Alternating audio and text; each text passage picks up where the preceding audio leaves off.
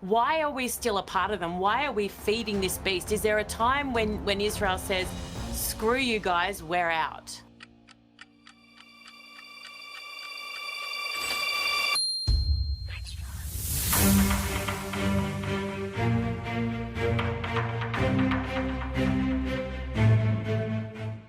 Ambassador Daniel Meron, it is such a pleasure and a privilege to have you here. So thank you so much for joining me. Erin, it's great to see you. Thank you very much for inviting me. For those who might not be completely across what it is that you do, can you give us the simple explanation of what your role is? Well, I am very proud to be the Israeli ambassador to the UN in Geneva.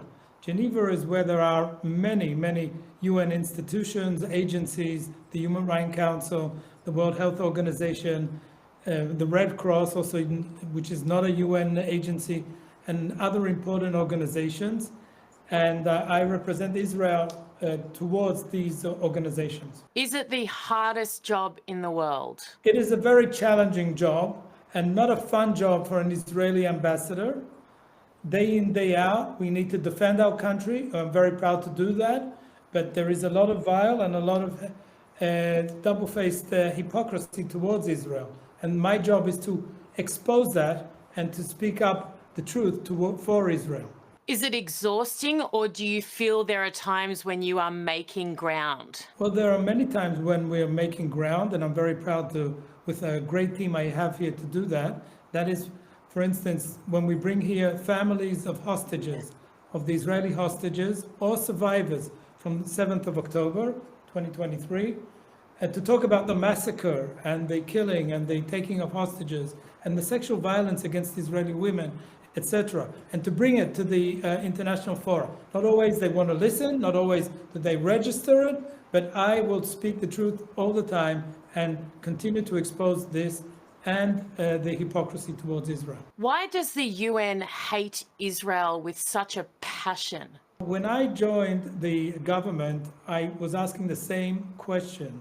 And they said to me, Israel is sui generis at the UN.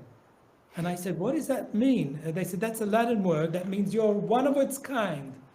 And one of its kind meaning we have a special treatment. There's a special item on Israel. There's many more resolutions on Israel. Israel's treated differently. Like, I'm sorry to say, Jews were treated differently in the world all the time. So this is the modern form of anti-Semitism, where Israel is treated differently on the international stage. And we need to expose it. We need to fight against it. Israel wants to be equal. We are equal. We give the world so much. We are a country which received its independence in 1948. And we are a proud state that not only fights for its existence, but also gives to the world so much. I look at the likes of Antonio Guterres, and I was looking at his X feed, and, you know, what baffles me is that there seems to not even be an awareness of the insane hypocrisy that is dished out daily from not only him, but so many people within that organization, talking about International Women's Day and equality for women and girls. And I'm sitting there going, there's plenty of women and girls who are suffering, Israeli and Jewish women and girls currently still held hostage, who were slaughtered, who were raped.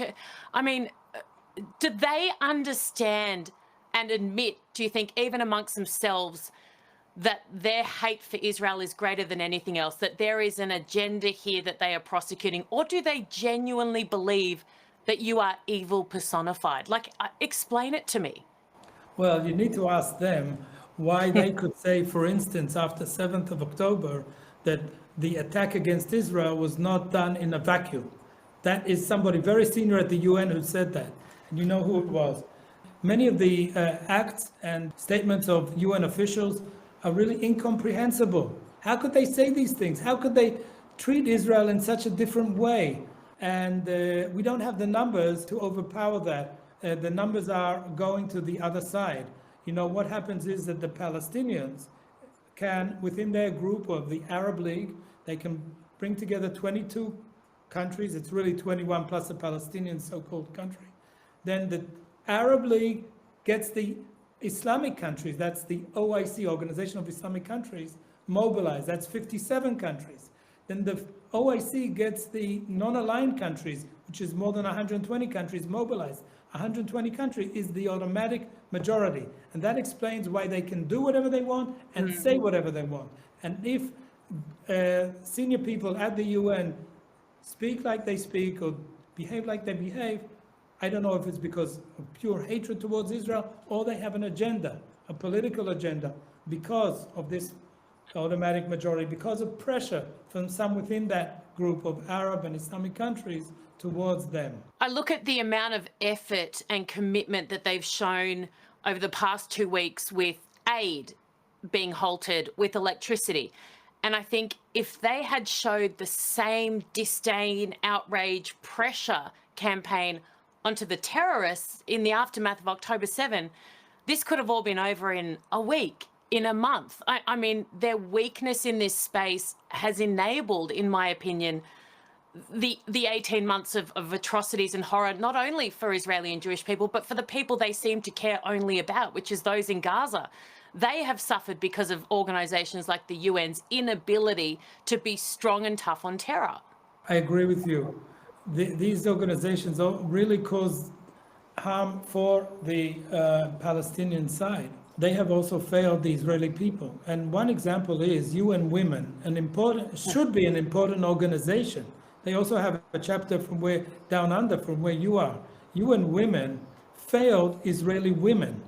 It took them 2 months after the massacre of the 7th of October to speak out after pressure about the Israeli victims, about the women, hundreds of women who were killed and brutalized and raped. You were down in the south of Israel. You saw the places where all this took place.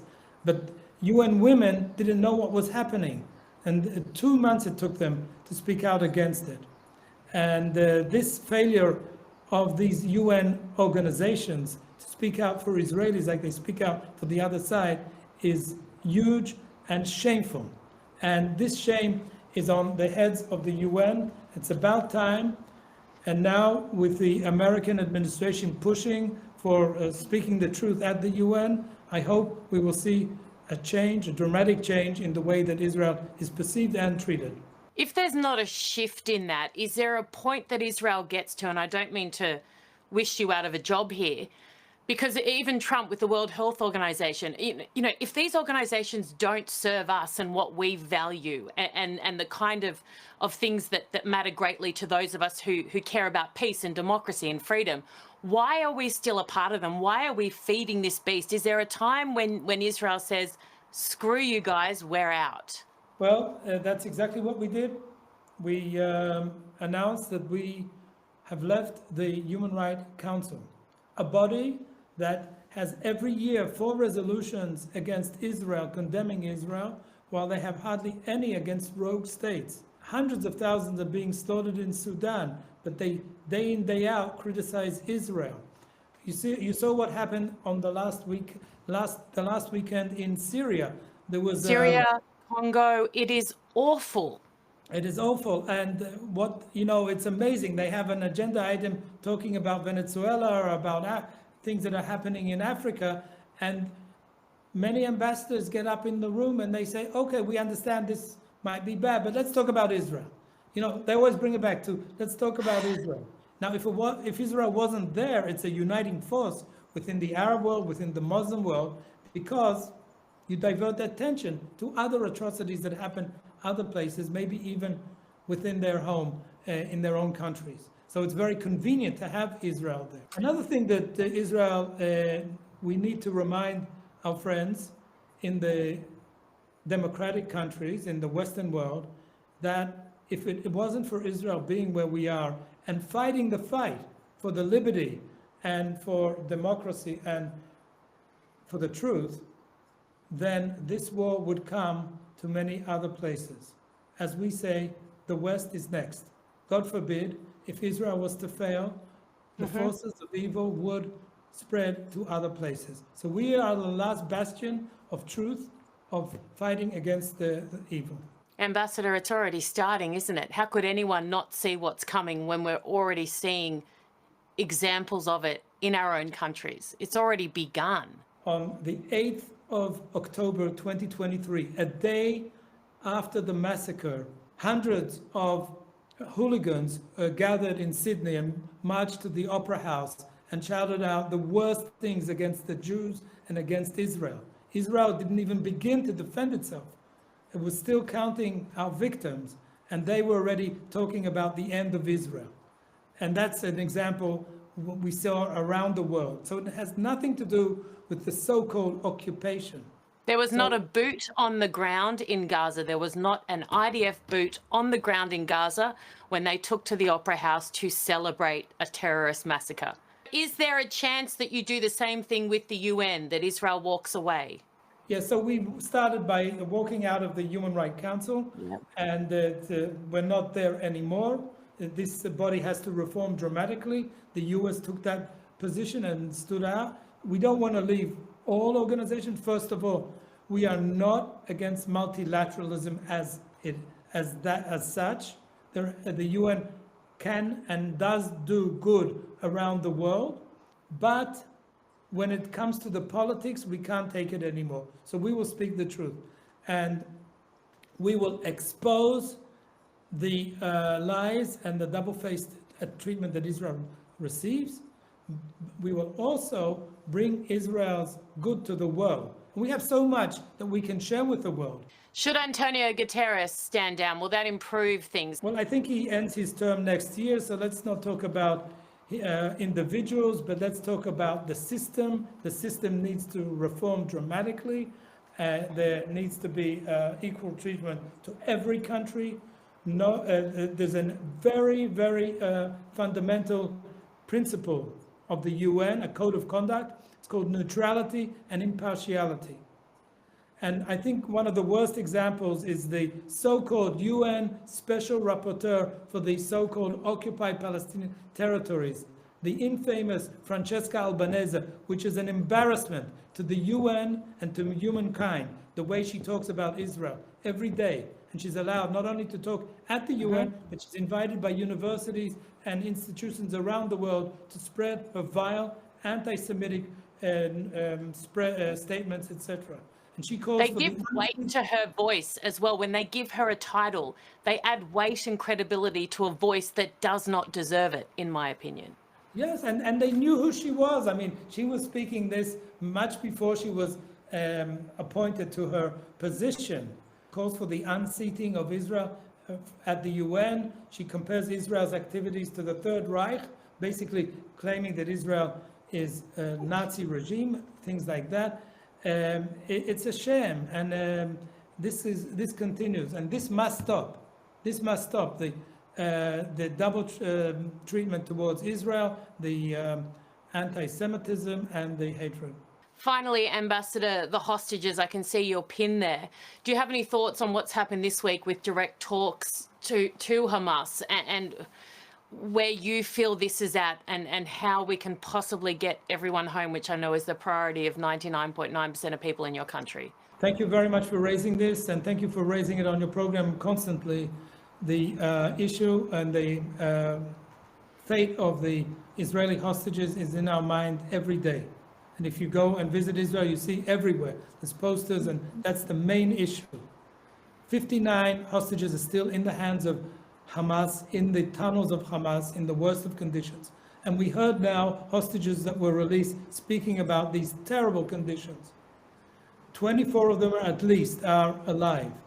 They must come home now, all of them immediately. We have, while we're speaking, we have people in Qatar seeing what can be done with regards to the hostages. I believe with the new impetus with President Trump, things will move, and they must move fast. So as President Trump said, they better be released soon. If not, the worst will happen. So I think this is something that has to happen immediately. And Israel will never forget our hostages. We'll do everything we can to bring them home now. Anytime I see a group gathered that is pro-Palestinian, pro-Hamas, whatever they pretend to be pro, all they chant is intifada, river to the sea, death to Israel, death to Jews. Whenever I've seen a group of Israelis or Jewish people gathered together, all they chant is bring them home. And I think if that doesn't tell you everything you need to know about these two groups of people, then I don't know what will. All Israel wants is its people home. All they want is death and destruction. And it's such a stark contrast. Thank you for fighting an incredibly important fight. I don't know how you do it day in, day out, but Israel and the rest of the world is lucky to have you. So don't give up and continue doing incredible work. You're putting people up there, and they might not be listening there in the chamber, but let me tell you, millions around the world are seeing these powerful, incredible speeches. And yeah, you're doing a great job. Erin, thank you very much for speaking the truth. All the best.